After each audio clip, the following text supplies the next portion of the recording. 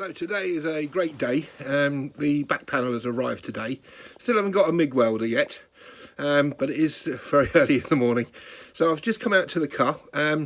What I've done is I've marked up on the vehicle where I'm going to actually cut the back panel, and on the new panel I've also marked it, so hopefully you get a bit of an idea what we're going to try and achieve. Here we go. So if you can see on the back panel here, I've got a solid line drawn along the line here. Now that follows a natural swage actually on the panel, and the hatched area underneath is well, basically will be cleaned up, because that will be where I'm going to mount the new panel. So on the new panel here I've actually drawn again a line which replicates where we're going to be cutting, and we're going to save this part, and this bit will sit directly up to this pit on the car here, and that will be secured there by means of spot welding and puddle weld to good metal along that line. Now obviously what that will mean is this rusty spot at the end of the chassis end here means I can make that good, and on this side where we have a bolt that's been torn out, captive bolt for the bumper cover or bumper bar, that will be replaced as well with a new part.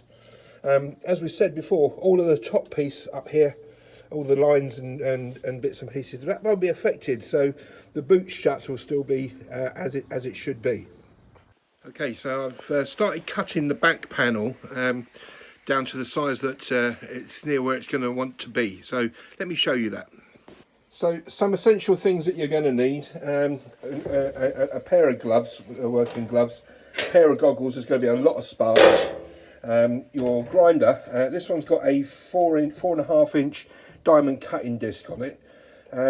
It's up to you if you want to use a diamond disc or an abrasive wheel, but I find that these are cut a very thin line and can be very straight, so I quite like that. Make sure everything is covered up, and there's nothing around you that's likely to catch fire. All right. Is that the disc has cut a very thin line along my pencil line. That's following the swage all the way along. The next bit I'll show you is when it's actually all done all the way through. Okay, so all cut off and all nicely smoothed over, machined, finished the face. One thing I've got to say here is you really, two things need to take your time doing this, because it's all about the preparation and the time taken. So taking a few extra minutes at the front end will make things an awful lot easier for you later down the line, and be very careful. I can't show this enough on here, but this edge, once it's actually been cut with a machine, is razor sharp. I mean really razor sharp. There's still little shards here, as you can see. These will give you such a nasty little cut, it's unbelievable. It needs to be deburred and made so you can handle it, similar to the panel when it came from the shop. Alright, that's going to be my next step, is just to finish doing that, and then we're going to prep the car face. Speak soon, bye bye. Okay, so now I've got the prepped panel. I'm just going to show you how I've got it to the point where the replacement panel is now in a position to be offered up to the car. So here we are, we've now got the panel which has been prepared. What you'll notice is that I've given it a nice heavy coat of red oxide primer. Now let me tell you for why we've done this. The vehicle will come out, or the panel will come out of the factory with an anodised coating on it, which doesn't really offer that much in the line of protection. We're going to be welding this in spot welds down this seam and along the top edge of this seam, and the rest of it from this part down to about here is going to be exposed to all the elements moving forward during my ownership of the car. So the coating that was originally on the panel is not going to be sufficient to be able to offer us a proper level of protection. Trying to seal that up and give it a good coat of paint after the event is going to be even harder, because bear in mind a lot of this is up against the wheel well and all that kind of stuff. So I've sealed it. Where we are going to have the spot welds, yes, there'll be issues with burnt paint underneath here, but those will be the lesser of the two evils in my mind. So I'm going to let this cure, and I'm going to give it another couple of coats. I haven't got any Rio Verde at the moment, which is the colour of my vehicle, so I've got some gloss black. I'm going to give it a nice coat of black underneath, and that will match the rest of the car underneath, which is dirty, grubby and black. So part of the preparation of this panel was the drilling of the holes here that we're going to be doing the spot welds. What you'll notice is about 1 inch apart. For this, it's not actually a structural item, so if it was a bit more structural, I perhaps would have put them a little bit nearer. But these near as damn it replicate the original spot welds that were on the car from the factory along that particular line, which is the boot floor line. So don't forget to do the chassis ends as well. That's all doubly important. What you'll notice is there's quite a few more on this side, but on this side where the towing eye is, there isn't actually a tab. We're all done and all cleaned up and all ready to go on there. So what we've got now on the back of the car, I've offered up the panel, and where I've got my spot welds, I've replicated those areas to be cleaned off of all of the paint and bits and pieces. This is halfway through, so I've gone over this with a 4.5 inch wheel on a grinder, something similar to that. I'll go and get a sort of cleaning wheel on a drill, and I'm going to deal with the rest.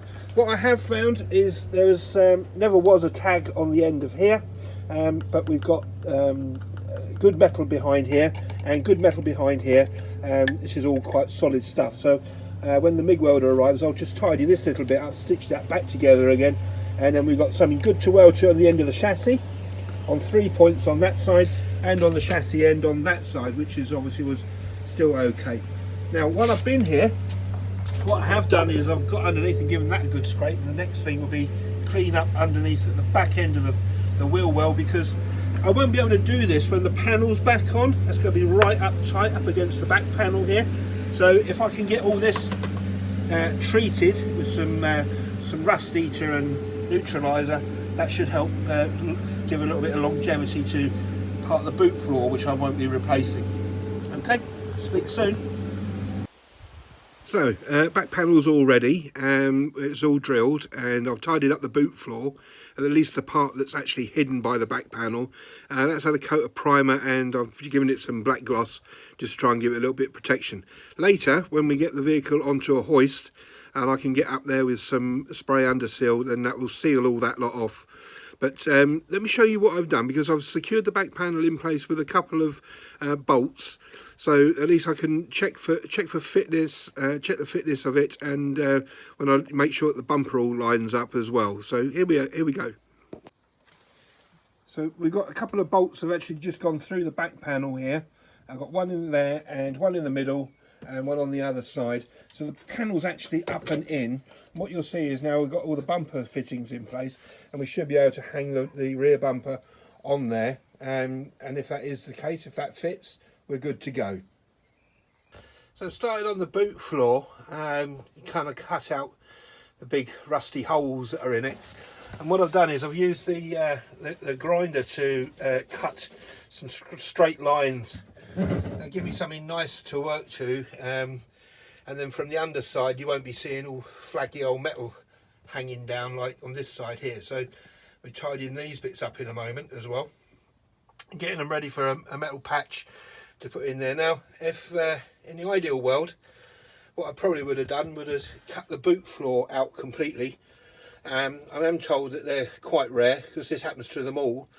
However, later in the video, if I do happen to find a car with a complete boot floor, I might actually do that, and I'll show you how they'll do that as well. But until then, we're going to deal with a patch, because that doesn't cost anything other than a little bit of time, and I've got loads of that.